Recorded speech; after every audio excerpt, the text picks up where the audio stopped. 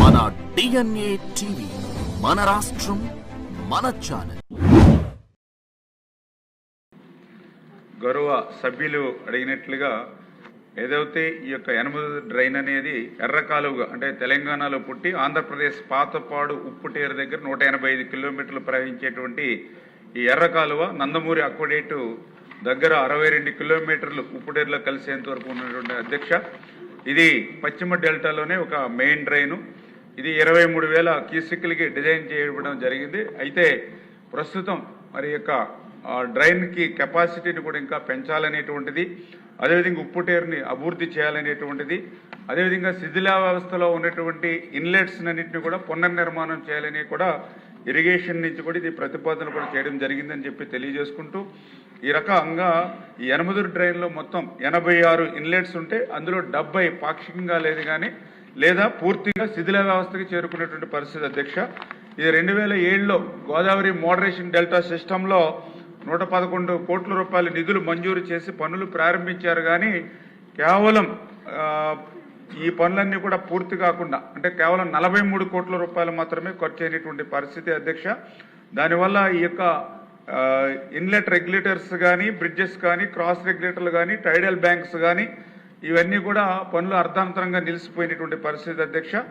దీంతో మొన్న కూటమి ప్రభుత్వం అధికారంలోకి వచ్చిన తర్వాత మొన్న 2025లో జీవో నెంబర్ 519 ద్వారా 1.40 lakhs 3 ఇన్లెట్స్కి ఒక రిటైనింగ్ వాళ్ళకి శాంక్షన్ ఇవ్వడం జరిగింది.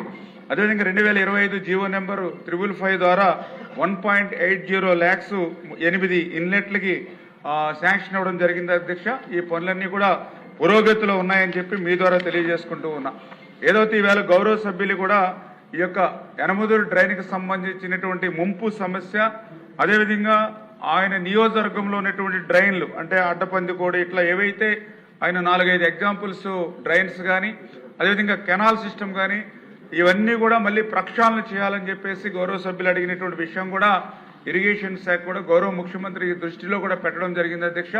ఎప్పుడో బ్రిటిష్ వారి కాలంలో కాటన్ సమయంలో ఉన్నటువంటి లాకులు, షట్టర్స్, కెనాల్ వ్యవస్థ అంతా కూడా ప్రస్తుతం శిథిలా వ్యవస్థకు చేరుకునేటువంటి దశలో ముఖ్యమంత్రి గారు కూడా మొన్ననే ఒక 36 ప్రాజెక్టులు ప్రాధాన్యత ప్రాజెక్టులుగా ఇరిగేషన్ క్యాలెండర్ కూడా ప్రకటించడం జరిగింది. ఆ ప్రాధాన్యత 36 ప్రాజెక్టుల ఇరిగేషన్ క్యాలెండర్లో మన డెల్టా మోడరేషన్ కూడా ఒకటిగా చేపట్టడం జరుగుతుంది అధ్యక్ష.